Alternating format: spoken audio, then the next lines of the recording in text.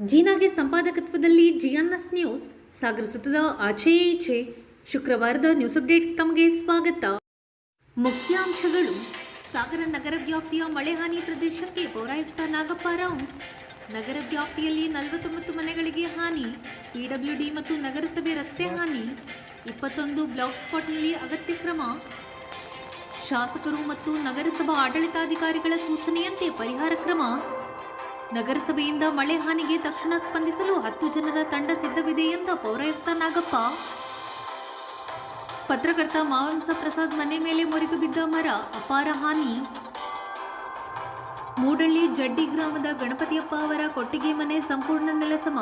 ಕೊಟ್ಟಿಗೆಯಲ್ಲಿದ್ದ 1 ಹಸು 1 ಕುರಿ ಸಾವು. ಟ್ರ್ಯಾಕ್ಟರ್ ಮತ್ತು ಬೈಕ್ ಜಖಂ. ಈಗ ಸುದ್ದಿಯ ವಿವರ.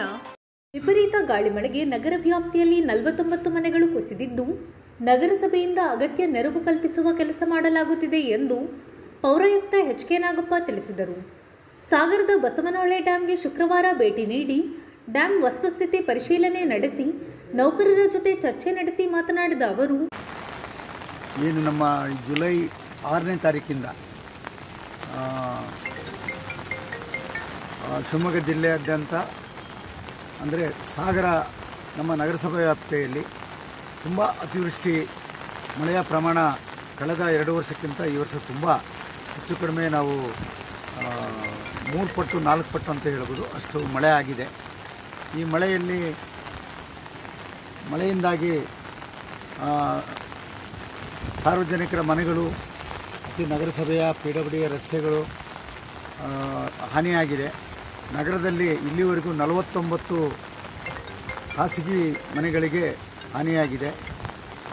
ಆದರೂ ಸಹ ಈ ಸಾರಿ ನಾವು ಮಾನ್ಯ ಶಾಸಕರಾದ ಗೋಪಾಲಕೃಷ್ಣ ಬೇಳೂರು ಅವರು ಮತ್ತು ನಮ್ಮ ಆಡಳಿತಾಧಿಕಾರಿಯಾದಂಥ ಶ್ರೀ ಯತೀಶ್ IAS ಸರ್ ಅವರ ಸೂಚನೆ ಒಂದು ನಿರ್ದೇಶನದ ಮೇರೆಗೆ ಕಳೆದ ಒಂದೂವರೆ ತಿಂಗಳ ಹಿಂದಿನಿಂದ ಈಗ ಸಾಂಕ್ರಾಮಿಕ ರೋಗ ಡೆಂಗ್ಯೂ ಮುಂಜಾಗ್ರತೆಯಾಗಿ ಮತ್ತು ಈ ಕಳೆದ 4-5 ವರ್ಷದ ಹಿಂದಿನ ಅನುಭವ ಎಲ್ಲೆಲ್ಲಿ ಸುಮಾರು 21 ಕಡೆ ನಮ್ಮ ಸಾಗರ ನಗರದಲ್ಲಿ ಬ್ಲಾಕ್ ಸ್ಪಾಟ್ಗಳಿದ್ದಾವೆ.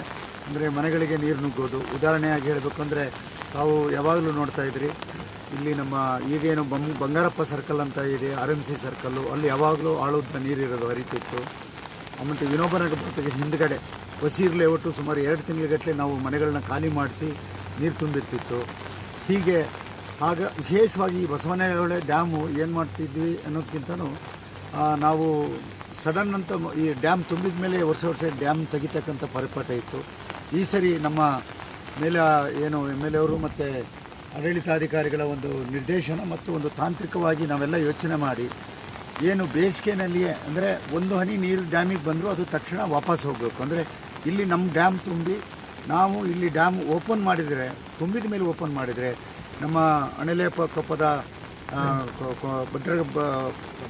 ಭದ್ರಕಾಳಿದ ಸಮುದಾಯ ಭವನದ ಎದುರುಗಡೆ ಸುಮಾರು 20 ಮನೆಗಳನ್ನ ನಾವು ನೆರೆಯಿಂದ ತುಂಡು ಹೋಗ್ತಿತ್ತು.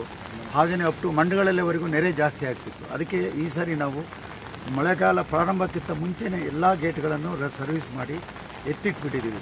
ಇನ್ನೂ ಮಳೆಗಾಲ ಮುಗಿಯೋ ಹಂತದಲ್ಲಿ ಅದು ಅಂದರೆ ತುಂಬ ಇದರಿಂದ ನಮಗೆ ನಾವು ತುಂಬ ಉಪಯೋಗ ನಾವು ಕಂಡುಕೊಂಡಿದ್ದೀವಿ. ಯಾಕಂದರೆ ಈ ಹೊಳೆ ನೀರು ರೈಜ್ ಆದಾಗ ಊರಿನ ನೀರು ಒಳಗೆ ಸೇರೋದಿಲ್ಲ. ಅದರಿಂದ ಈ ವರ್ಷ ನಮ್ಮ ಒಂದು ದೈವ ಕೃಪೆಯಿಂದ ಇಲ್ಲಿವರೆಗೂ ಯಾವುದೇ ಹಾನಿ ಅಂತೂ ಆಗಿಲ್ಲ. ಅದು ಅಂದರೆ ದೊಡ್ಡ ರೀತಿಯಲ್ಲಿ ಒಂದು ಗುಡ್ಡ ಕುಸಿತ ಆಗೋದಾಗಲಿ. ಈಗ ನಿನ್ನೆ ನಮ್ಮ ಶ್ರೀ ರಾಘವೇಂದ್ರ ಸ್ವಾಮಿ ಮಠದ ಹತ್ರ ಒಂದು ದೊಡ್ಡ ಮರನೇ ಬಿದ್ದಿದೆ. ಆ್ಯಕ್ಚುಲಿ ಆ ಗುರುಗಳ ಒಂದು ಏನೂ ಅನಾಹುತ ಆಗಿಲ್ಲ. ಯಾವತ್ತು ಗುರುವಾರ ದಿವಸ ಅಲ್ಲಿ ಜನ ಅದೇ ರೋಡಲ್ಲಿ ಓಡಾಡ್ತಿದ್ರು. ನಿನ್ನೆ ಆ ಮರ ಬೀಳೋ 5 ನಿಮಿಷದ ಮುಂಚೆ ಕರೆಂಟ್ ಹೋಗಿದೆ. ಕರೆಂಟ್ ಹೋದ್ಮೇಲೆ ಟ್ರಾನ್ಸ್ಫಾರ್ಮರ್ ಮೇಲೆ ಮರ ಬಿದ್ದಿದೆ.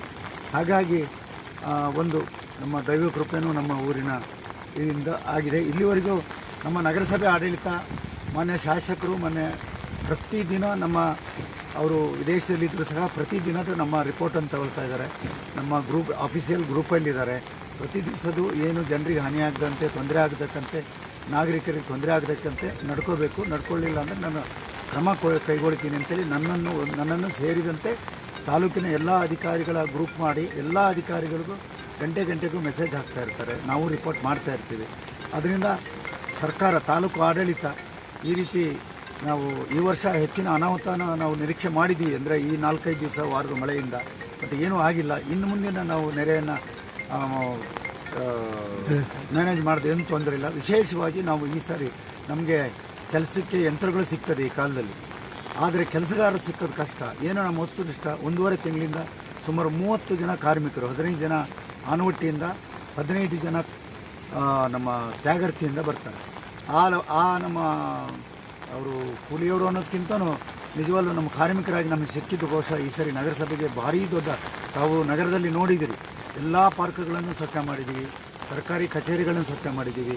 ನಮ್ಮ ಪ್ರಮುಖವಾಗಿ ತಾಲೂಕು ಉಪವಿಭಾಗೀಯ ಆಸ್ಪತ್ರೆ ಕಾಡು ಬೆಳೆದಿತ್ತು, ಅದನ್ನು ಸಹ ಕ್ಲೀನ್ ಮಾಡ್ತಾಯಿದ್ದೀವಿ. ಇವತ್ತು ಸಹ ಅಣಿಲಕೊಪ್ಪ ಮತ್ತು ಲೋಯನ ಭಾಗದಲ್ಲಿ ಮಾಡ್ತಾಯಿದ್ದಾರೆ. ನಾವು ಸದಾ ಜನರ ಜೊತೆಗೆ ಮತ್ತು ಜವಾಬ್ದಾರಿಯುತವನ್ನು ನಿರ್ವಹಿಸ್ತೀವಿ ಅಂತ ಹೇಳಿ, ಈ ಒಂದು ಅತಿವೃಷ್ಟಿಯನ್ನು ಎದುರಿಸೋಕ್ಕೆ ನಾವು ನಮ್ಮ ನಗರಸಭೆಯಲ್ಲಿ ಒಂದು 24/7 ಒಂದು ವಿಂಗನ್ನು ಇಟ್ಕೊಂಡಿದ್ದೀವಿ. ನಮ್ಮ ಒಂದು ಹೆಚ್ಚುವರಿ JCB ಇದೆ.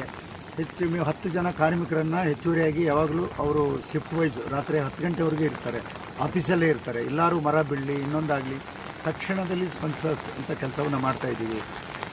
ಮತ್ತು ಯಾರಿಗಾದರೂ ಮಾನ್ಯ ಶಾಸಕರ ಒಂದು ಸೂಚನೆ ಏನಿದೆ ಅಂದರೆ, ಯಾರ್ದಾದ್ರೂ ಸಂಪೂರ್ಣ ಮನೆ ಬಿದ್ದು ಅಥವಾ ಅವ್ರಿಗೇನಾದರೂ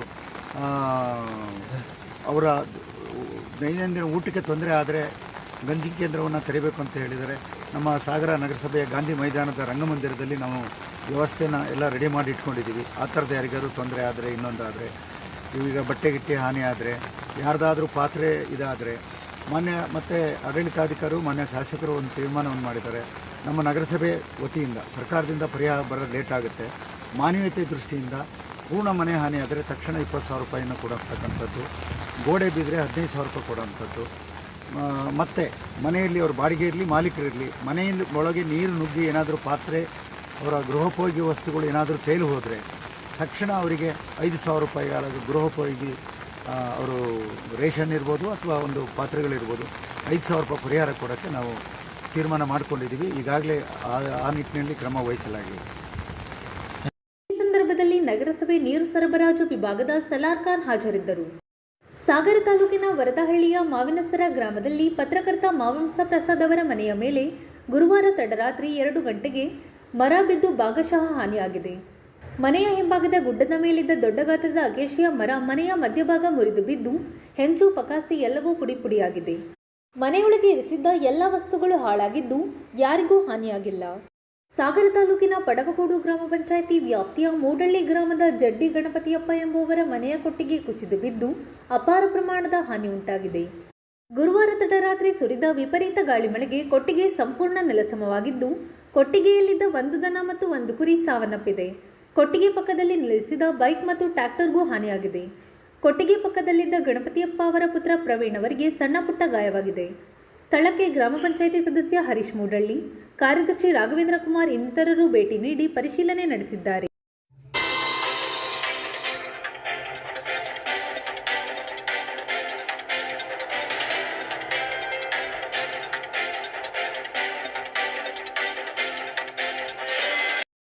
ಇದು ಶುಕ್ರವಾರದ ಸಮಗ್ರ ಸುದ್ದಿ.